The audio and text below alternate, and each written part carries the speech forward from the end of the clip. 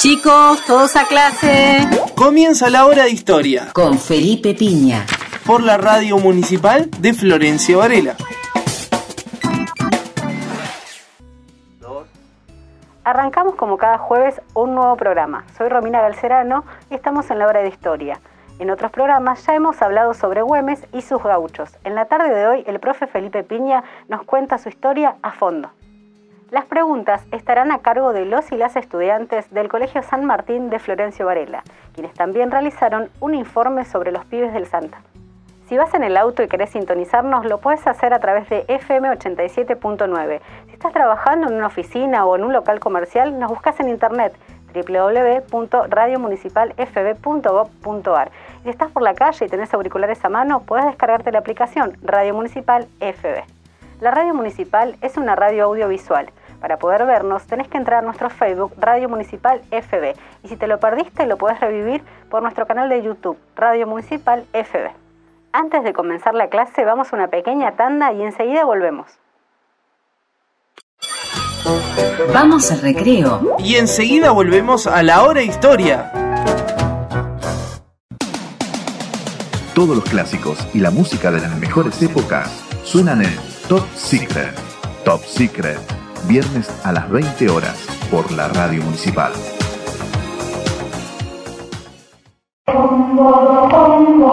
Unidos por la música. El programa de las orquestas y coros infanto-juveniles de Florencio Varela. Todos los martes de 19 a 20.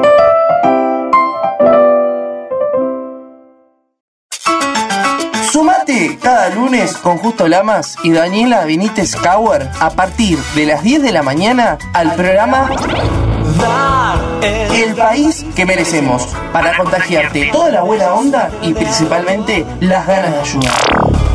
Todos los lunes a las 10 por la Radio Municipal. No explicarle a nadie, no hay nada que explicar. En la Radio Municipal la información arranca tempranito. Con noticias locales, el estado del tránsito, la mejor música y todo lo que necesitas saber lo escuchás en Mañanas Activas, de lunes a viernes de 8 a 10 a.m. por la Radio Municipal. Nuevo paso bajo nivel en Touring Club y vías del ferrocarril Roca en Varela. Conecta Camino General Belgrano con la ruta provincial 36. Agiliza el tránsito y mejora la seguridad vial. Municipalidad de Florencio Varela. Seguimos en la hora de historia.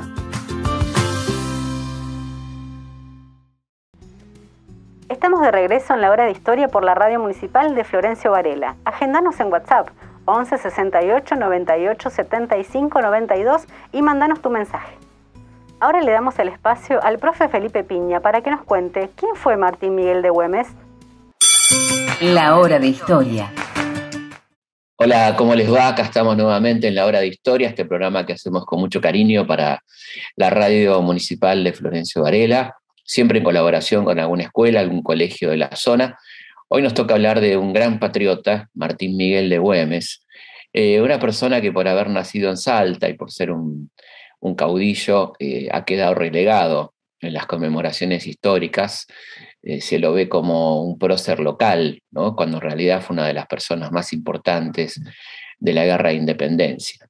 Podemos decir sin temor a equivocarnos que le debemos a Güemes que la patria no termine en Córdoba, ¿no? Que tengamos una integridad territorial, porque él fue el que defendió con mucho coraje, él y sus infernales, todo el territorio norte, lo que iba de Salta, Jujuy, en la frontera con la actual Bolivia, lo que era el Alto Perú en aquel momento. Así que, bueno, un gran patriota, un muchacho que de joven ya se incorporó a la milicia, en el Fijo, como se llamaba, los regimientos durante la época de la colonia, va a participar activamente de las invasiones inglesas, va a hacer algo realmente muy original, que es la toma de un barco que había quedado encallado en el lodo, en esta cosa particular que tiene el Río de la Plata, con estas bajantes.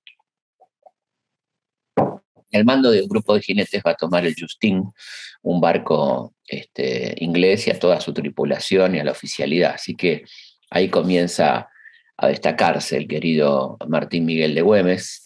Tendrá un vínculo muy importante con su hermana, María Magdalena, más conocida como Macacha, que será su ayudante, su lugarteniente, una persona muy cercana a él.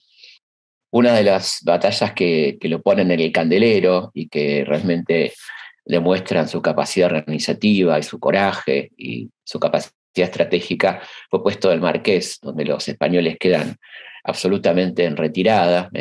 Hay 120 muertos, 122 prisioneros, y de la parte nuestra, de los llamados infernales, solamente 2 heridos.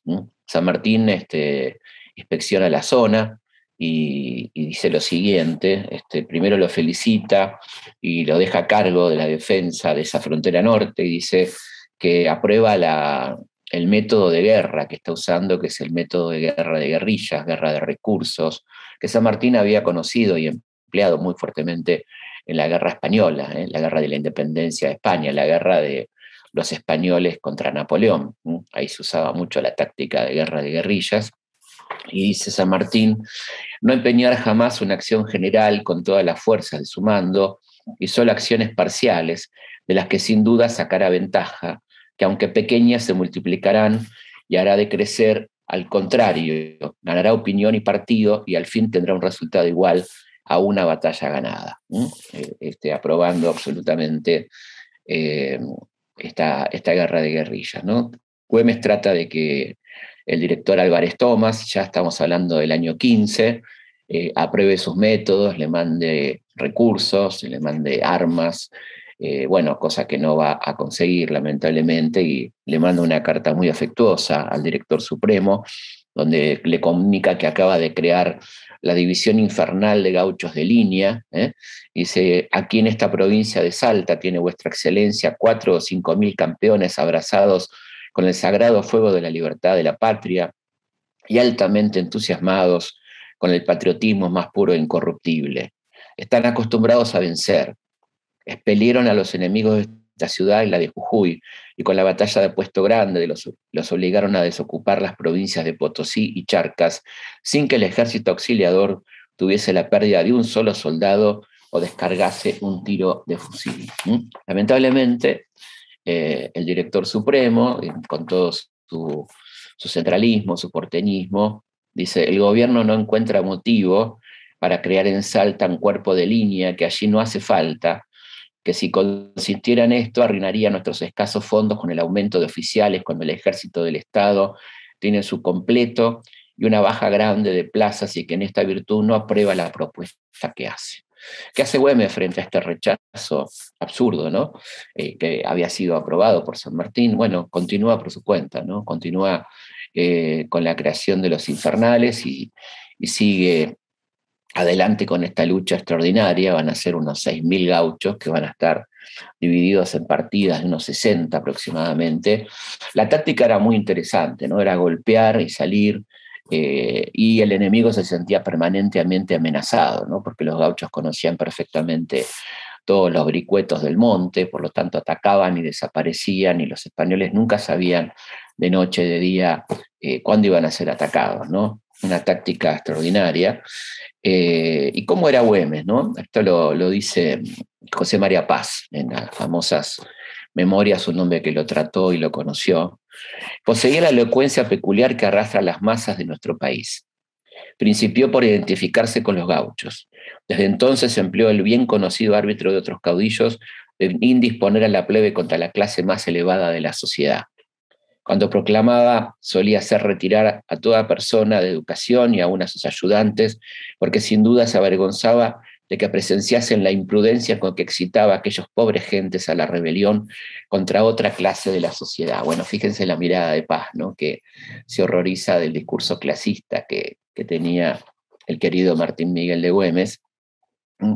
Obviamente Paz, como ustedes saben, pertenecía al bando unitario, ¿no? A pesar de esto, tiene que admitir Paz, no obstante era adorado por sus gauchos, que no veían en su ídolo sino al representante de la ínfima clase. Fíjense el lenguaje, ¿no? Ínfima clase. Ínfima, que era la mayoría, la ínfima clase. Al protector y al padre de los pobres, como lo llamaban. Y también, porque preciso es decirlo, al patriota sincero y decidido por la independencia porque lo era en alto grado.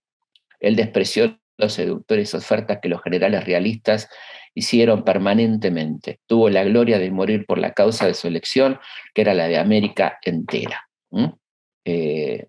Bueno, y es interesante porque ustedes saben que las crónicas que tenemos pertenecen fundamentalmente a escritores del bando unitario, del bando liberal, ¿no? Y fíjense también cómo Mitre tiene que admitir, esto les pasa a todos ellos, a Paz, a Mitre, ¿no? Dice Mitre, aunque educado y perteneciente a una clase notable de Salta, Martín Güemes manifestó siempre una tendencia a halagar las pasiones de las multitudes para conquistarse su afecto y a dividirlas de las clases cultas de la sociedad, haciendo de ellas el pedestal de su elevación.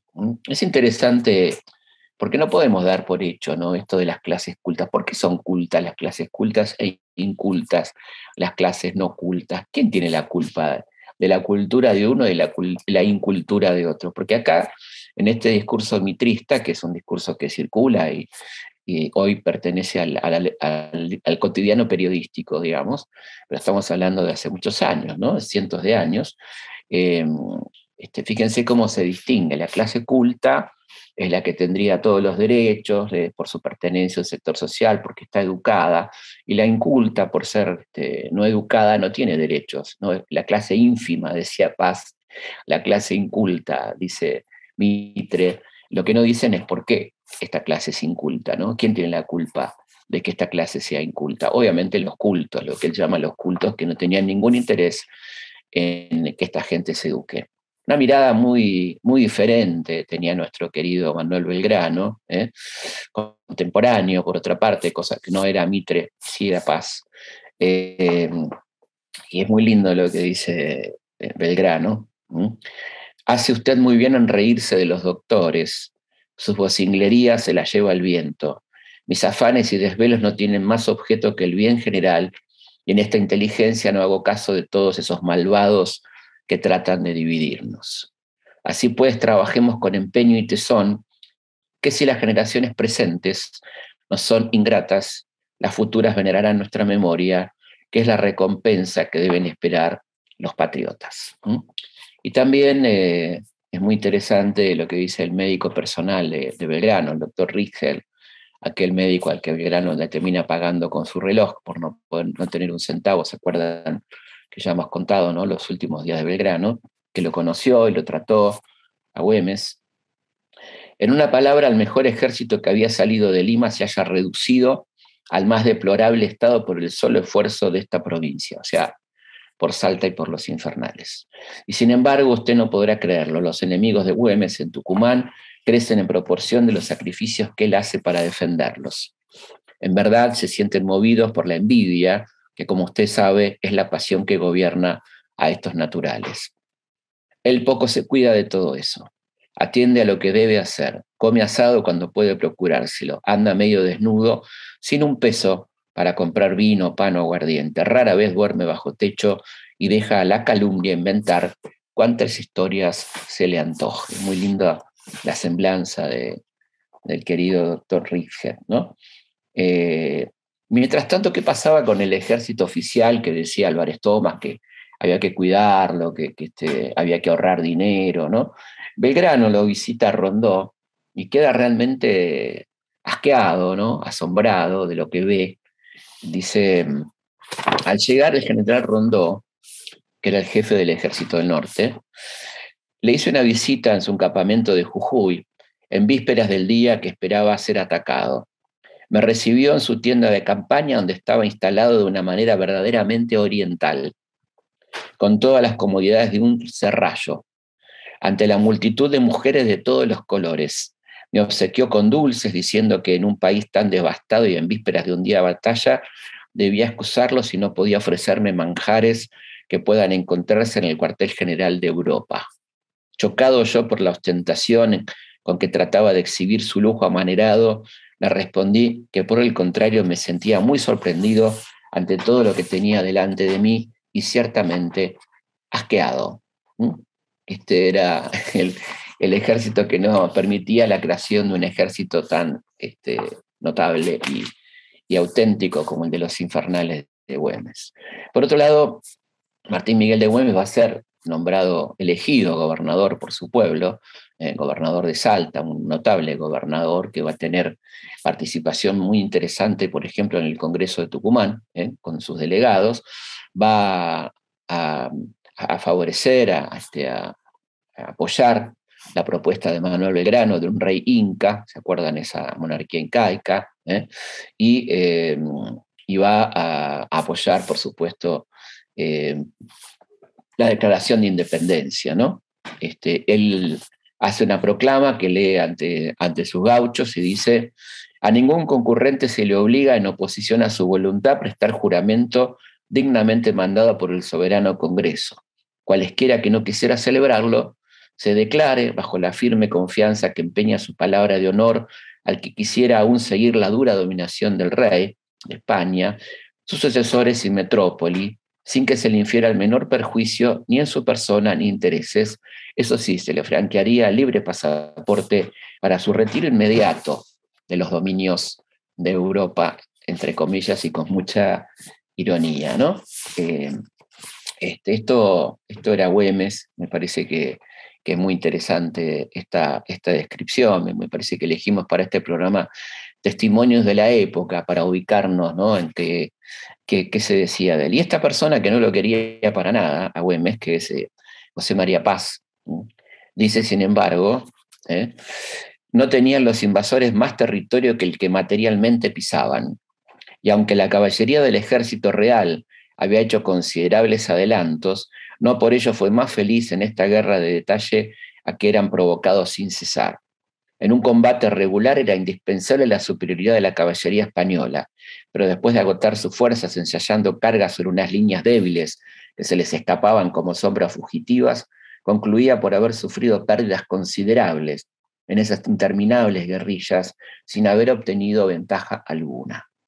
Al principio ensayaban las vías de la clemencia, pero como viesen que poco adelantaban, se propusieron ejecutar actos de severidad que los gauchos contestaban con terribles represalias, colgando en los árboles a los prisioneros españoles que tomaban. No solo tuvieron que contenerse, sino que después de 2 o 3 meses tuvieron que abandonar su conquista, volviendo a sus antiguas posiciones sin caballos y casi la 1/4 parte menos del ejército.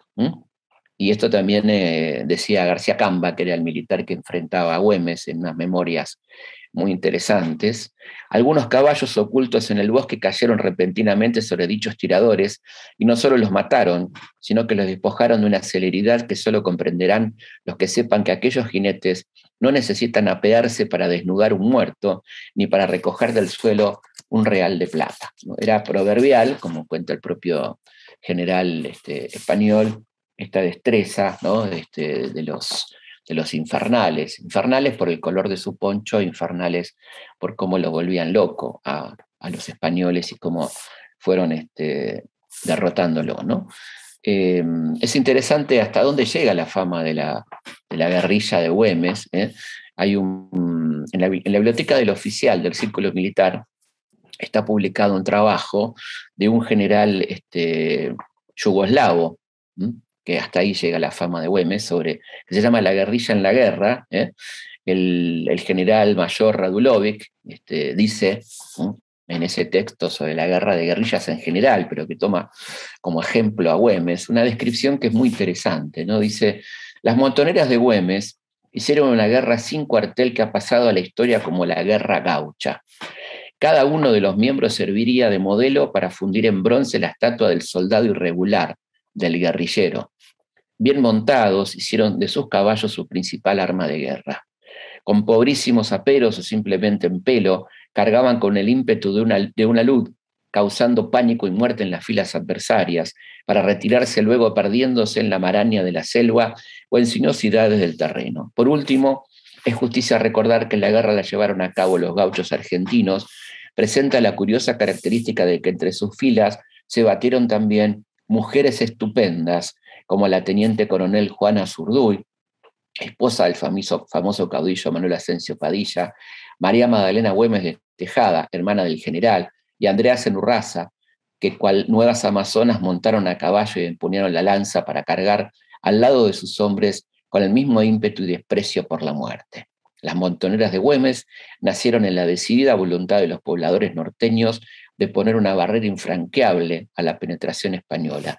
Su espíritu de resistencia fue tan grandioso que ocupa un lugar destacado en las páginas donde se conservan los hechos históricos culminantes de la independencia americana. Esto lo dice un general yugoslavo, ¿no?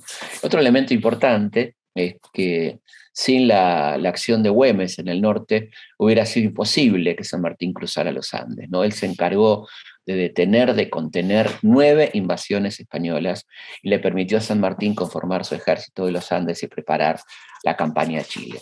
Va a morir a causa de la traición, como ustedes saben, visitando a su hermana en una noche, va a ser emboscado, va a recibir un balazo en la espalda y va a morir en una larga agonía, el 17 de junio de 1821, dejándole al coronel Vitt, su lugarteniente, la misión de reconquistar Salta, cosa que afortunadamente hacen, ¿no?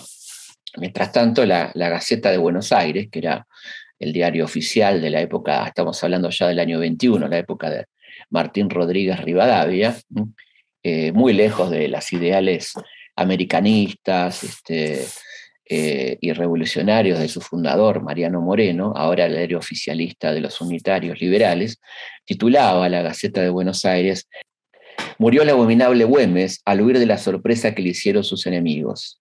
Ya tenemos un cacique menos».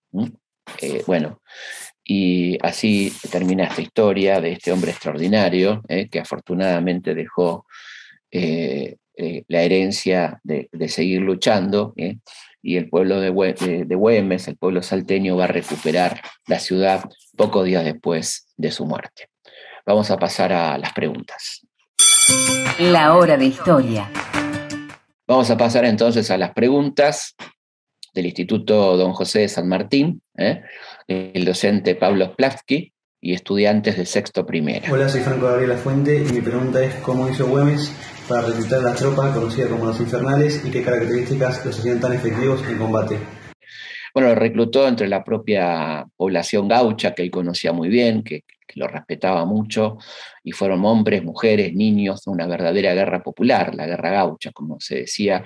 Hay una muy linda película que podés ver en YouTube, ¿no? Que es La Guerra Gaucha, basada en el libro de Leopoldo Lugones, y era tan efectivo en combate justamente por el conocimiento del terreno, por el conocimiento de su gente, porque era un hábil jinete que tenía una capacidad estratégica interesante. Y hay un agregado que no suele mencionarse, y es que su lugarteniente, Henry Vitt, o Enrique Vitt, como se lo conoce, había luchado en Francia, había luchado del lado francés, era un oficial napoleónico, viendo las guerrillas españolas se había quedado fuertemente impresionado, así que Vitt también hace su aporte a la estrategia guerrillera del querido Martín Miguel de Güemes.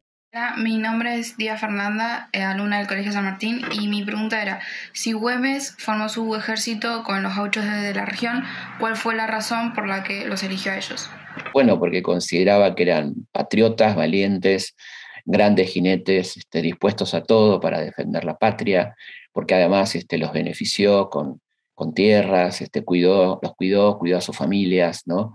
Había ahí una clara relación con este pueblo salteño que lo llamaba cariñosamente el padre de los pobres, ¿no? A Martín Miguel de Güemes.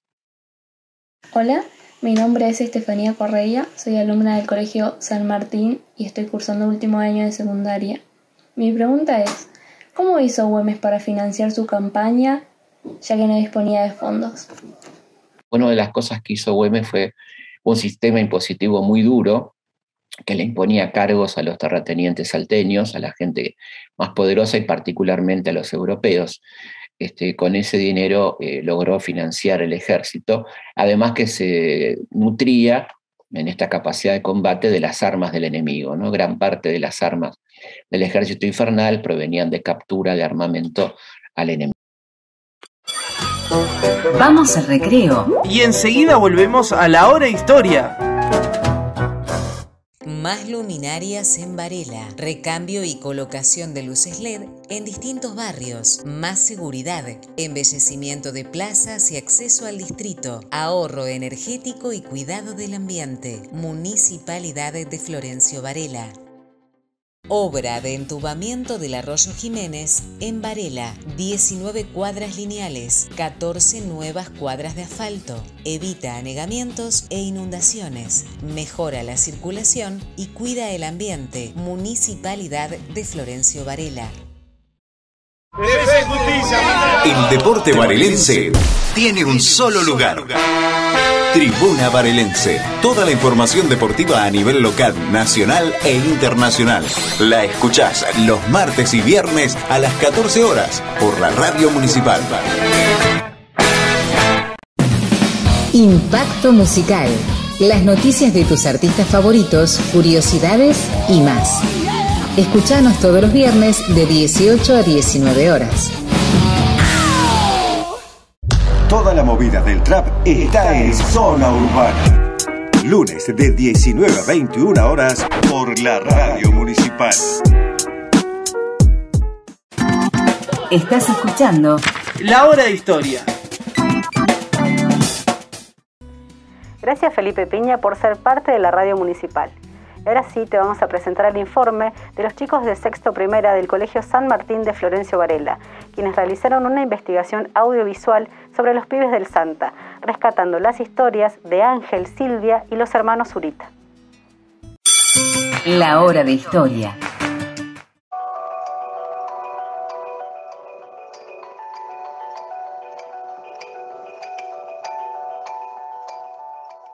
Hola, soy Lucía Ramírez. Yo soy Martina Ferrer. Y con nuestro profesor Pablo Splauski estamos haciendo un trabajo sobre hechos importantes en Florencio Varela. Y nosotros elegimos el acontecimiento de los pibes del Santa, sobre 10 desaparecidos durante la década del 70, en el proceso de la reorganización nacional.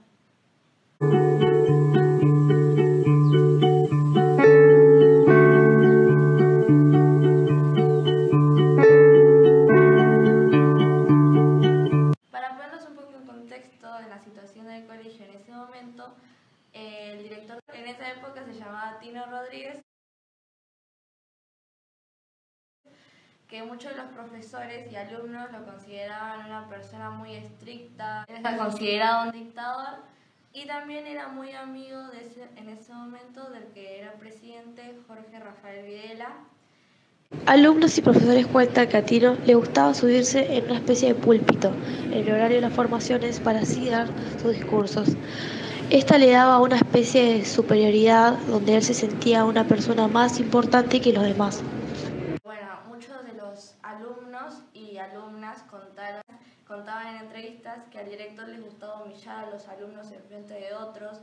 A las chicas que, por ejemplo, llevaban la pollera muy corta, las paraban en el medio del aula y les cortaba con una tijera el dedo de las polleras para que sean más largas. A continuación mostraremos algunos parches que hacían los alumnos en forma de protesta contra el director.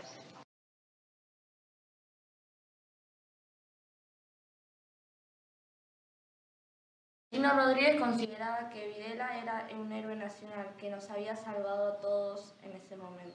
La lista de los desaparecidos está conformada por 10 nombres, que son los siguientes: Teodosio Acuña, Daniel de Maestri, Horacio y Julio Bulliquén,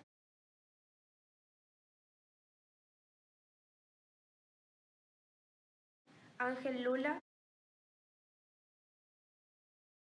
José Leporé, Silvia Chan, Alejo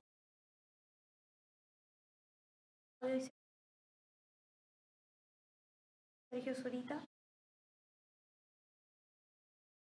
Quedan los 3 hermanos. Las desapariciones comenzaron a pasar luego de graduarse por el año 1977 y 1978. En 2012 se hizo una película llamada Los pibes del Santa, donde hay entrevistas a diferentes familiares, amigos y compañeros y también profesores que estaban relacionados con los chicos Y nada, en cada uno de ellos cuenta cómo eran los chicos, cómo era en el colegio, si tenían pareja, qué fue de ellos después de terminar el colegio. Ángel era la pareja de Silvia. Es recordado como una persona muy divertida, extrovertida, y Silvia más como una persona más callada y reservada. Ellos fueron novios durante la secundaria y al terminarla en 1967 se casaron y se fueron a vivir fuera de la casa de sus padres. Después de los hechos donde ellos se sentían vigilados, entonces comenzaron a visitar menos a sus padres para no ponerlos en riesgo a ellos. Silvia con su madre empezó a verse a escondidas en la estación de Claypole cuando volvieron de trabajar para así saludarse y verse un poco lo mínimo indispensable. La familia de Ángel, que era un poco más adinerada, había pensado mandarlos a Italia para así proteger la vida de su hijo y la esposa, pero ellos decidieron que no porque querían combatir en Argentina y buscar un futuro mejor para todos los argentinos. La última vez que Silvia se vio con su familia fue en el año 1978 en el Parque Domínico. Tenían pensado después de ese día verse y hacer un asado después de tanto tiempo sin verse, pero esa llamada nunca llegó porque al día siguiente ellos fueron desaparecidos. Se cree que Silvia y Ángel esperaban un bebé cuando fueron desaparecidos. Una compañera de cautiverio lo afirma. En el siguiente audio se puede escuchar a Silvia hablando con lo que sería su futuro hijo. Dentro de él estamos nuestro pueblo, vos y yo, y otras personas. Mas es mejor que lo resumo en una sola palabra que lo dice todo: macanudo. Ojalá podamos llevarte de la mano, reír con tus caritas, preocuparnos por tu llanto, desvelarnos por una noche para acunarte en nuestros brazos, porque vos sos el fruto de nuestro amor, que es infinito. Si lo perdés cuando sos pequeñito, igual él va a estar presente en mi recuerdo, en el de sus camaradas. Lo vas a conocer porque yo te voy a decir cómo era tu papá. Ojalá seas como él, con esos ojos que te enseñan la carne, con una voz que te dan amor, cariño y comprensión, con unas manos que se tienden para brindar su amistad, con un corazón que siente y que sufre por los demás. Si lo pierdo, una mitad de mi vida va a morir. Y el pilar que sostenía mis ganas de luchar vas a ser vos, porque él va a vivir en vos. Pero ojalá lo tengamos siempre. Si yo tengo que caer, solo le pido a la causa que me permita engendrarte y que puedas nacer. Así él tendrá un compañero que lo acompañe a su angustia. Así tendrá alguien por quien luchar. No te va a faltar amor, aunque sea una mamá. Solo te pido que lo cuides, que lo quieras y que sepas que lo quise.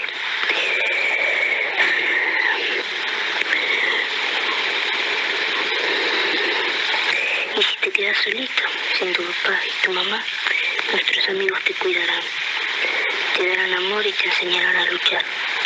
Quiero que seas vos quien siga nuestra lucha, que seas auténtico, sincero, y que algún día te enamores de una chica honesta, que la quieras como yo a papá y como papá a mí.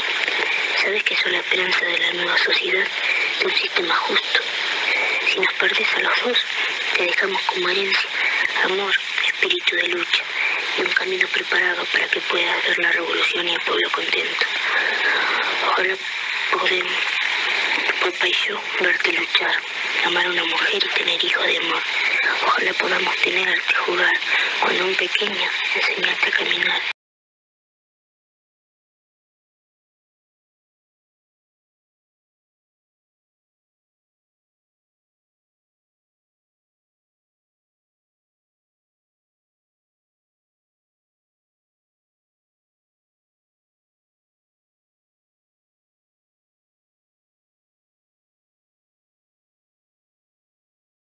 Julio y Horacio Huilliquén eran parientes lejanos y pertenecían a la misma comunidad japonesa.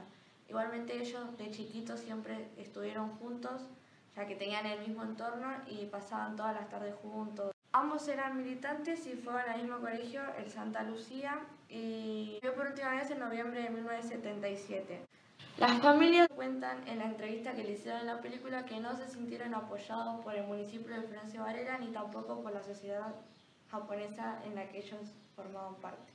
Por otro lado están los hermanos Zurita, Desde jóvenes tuvieran un compromiso político y esto llegó a que la Dirección de Inteligencia de la Policía de la Provincia de Buenos Aires los tuviera investigados. Tenía investigado a los 3 hermanos, Alejo, Claudio y Sergio. La policía solo sabía de 3 hermanos y nunca contaron al cuarto, que se llamaba Gustavo. El primero de los hermanos Zurita en desaparecer fue Sergio. Fue secuestrado en la localidad de Berisso el 1 de febrero de 1978. Poco tiempo después se produjo la desaparición de Alejo a los 25 años de edad, el 26 de mayo de 1978. Por último se encuentra Claudio Zurita, que fue el último en desaparecer en el año 1979 y se cree que fue el día 20 del 7 de 79. Él había sido enviado por sus padres a Mar del Plata y fue la última vez que tuvieron una conversación telefónica. En marzo de 1978, el director Tino Rodríguez dijo textualmente estas palabras: "Los desaparecidos son todos delincuentes, asesinos, y bien se merecen lo que les pasó. Yo he visto caminar por estos pasillos al diablo, pero gracias a Dios esas personas están viendo hoy crecer los rabanitos desde abajo". Después de estos dichos, la comunidad se vio muy enfurecida y crearon un movimiento y tenía reuniones para tratar de sacar al director.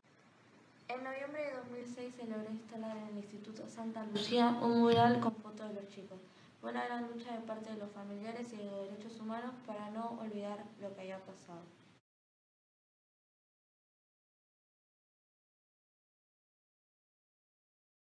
El 31 de marzo de 2007 se realizó la primera marcha de desaparecidos por las calles Florencio Varela dirigidas hacia el Santa Lucía. No olvidamos, no perdonamos, no nos reconciliamos. Memoria, verdad y justicia.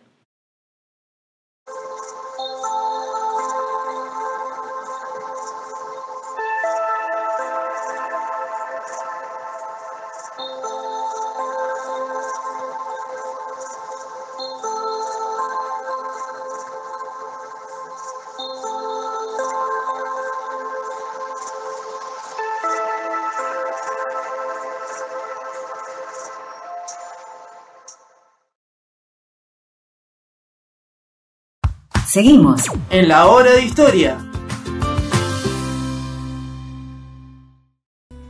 Felicitaciones a todas las personas que participaron de este informe. El docente Pablo Splaski, las estudiantes de sexto primera, Lucía Daniela Ramírez y Martina Ferrer. Si querés participar con tu escuela, mandanos un correo electrónico a laradioentuescuelafb@gmail.com y conocé todas las ofertas educativas que tenemos para vos. Como siempre, agradecemos la posibilidad de la realización de este programa a la subsecretaria de Prensa y Comunicación, Noelia Piñeiro, y al intendente municipal, Andrés Watson. Los espero el próximo jueves a las 6 de la tarde por la radio municipal. Chau. Esto fue todo por hoy. Los esperamos la semana que viene en la hora de historia con Felipe Piña por la radio municipal.